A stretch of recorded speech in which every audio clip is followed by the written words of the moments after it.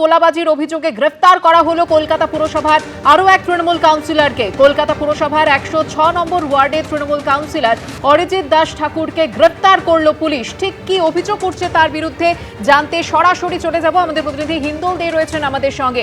হিন্দোল, ঠিক কোন অভিযোগের ভিত্তিতে তাকে গ্রেফতার করলো পুলিশ, স্থানীয় বাসিন্দারা কি বলছেন?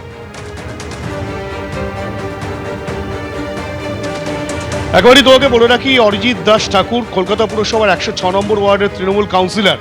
তাকে রাত 12টা 5 নাগাদ গড়ফা থানার পুলিশ গ্রেফতার করে। পুলিশ সূত্রে যেটা জানা যাচ্ছে যে এই অরিজিৎ দাস ঠাকুরের বিরুদ্ধে কিন্তু একজন প্রমোটার 1 জুন একটি অভিযোগ দায়ের করেন এবং অভিযোগের সারবত্তা যেটা পুলিশ সূত্রে যেটা বলা হচ্ছে যে মূলত তোলাবাজির অভিযোগ তার বিরুদ্ধে রয়েছে।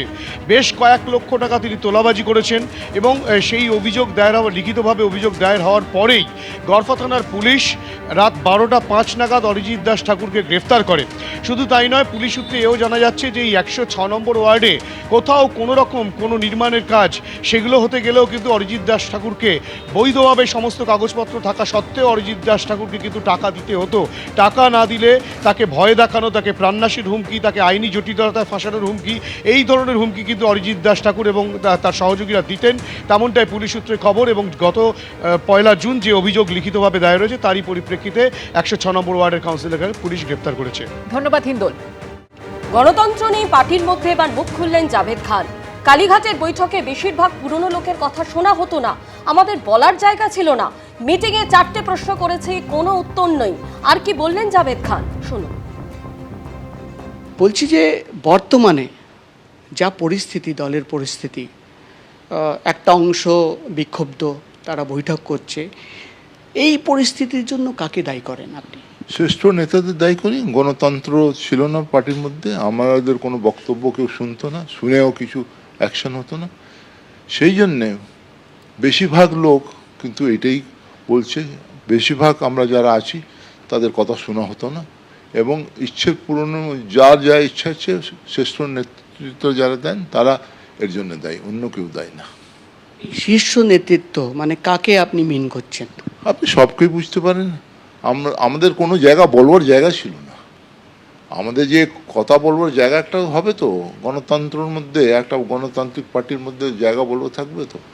সেইখানে আমি সেদিন মিটিংয়ে গিয়েছিলাম, সেইখানে প্রশ্ন যখন 4টে করেছি কি আমাদের পার্টির স্ট্যান্ড কী হবে, কোনো উত্তর নেই। তো উত্তর না পেতে গেলে আমরা কি করব? আমি বলেছি রেড রোডে নেমাজটা বন্ধ হয়ে যাবে, করতে দেবে না। পুলিশ বলছে এখন পারমিশন দেবে না। বলছে আমাকে বলা হয়েছে জোরপূর্বকভাবে ওইখানে নেমাজ করে এলো। এটা হয় নাকি? আজকে ওইখানে জোরপূর্বক করতে গেলে গুলি চলবে, মানুষ মরবে, কে মরবে? কেন আমি নেমাজের জন্যে আধ ঘন্টার জন্য আমি কেন ওই ঝামেলার মধ্যে যাব? আজকে সেই জন্যে গণতন্ত্র যেখানে নেই, যেখানে পার্টি এত বড় কিনমেছে ফলের পরে কিনমেছে, কেউ রাস্তা নেই, আমরা মার খাচ্ছি, আমাদের নামে কেস হচ্ছে, কোনো শ্রেষ্ঠ নেতৃত্বকে যারা দেয় তারা কোনো খবর নিচ্ছে না, তারা পাশে দাঁড়াচ্ছে না, তা আর কি বলবো? মানে আপনি বলতে চাইছেন যে এখনো আপনাদের বলা হয়েছিল যে রেড রোডে গিয়ে নামাজ পড়ো, জোর করে নামাজ পড়ো? আমাদের বলা হয়েছিল, আমি বলেছিলাম আর্মি পারমিশন দিয়েছে রেড রোডে, কি পুলিশ দিচ্ছে না। তো নেতৃত্ব বলতে পারতো কে ঠিক আছে আমি পুলিশের সঙ্গে কথা বলছি, না হ্যাঁ কোর্ট যাও, কোর্টে তোমাদের আমরা দেখছি, সরাও করছি। তারপরে বলছে না ওইখানে কেন করতে দেবে, তোমরা ওইখানে বসে যাও, নেমাজ পড়ে এলো। আমি ওইটা সম্ভব নেই, মাইক কে লাগাতে দেবে? পুলিশ লাগাতে দেবে? স্টেজ করতে দেবে না।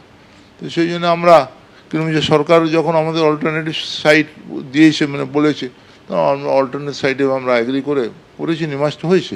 আমরা তো নেমাজ পড়বো রাস্তার উপরে হোক, ময়দানে হোক, আমাদের ভালো তো। ব্রিগেডে আমাদের নেমাজ হতে গেলে কারো অসুবিধা হবে না, রাস্তা বন্ধ হবে না, কারো অসুবিধা হবে না।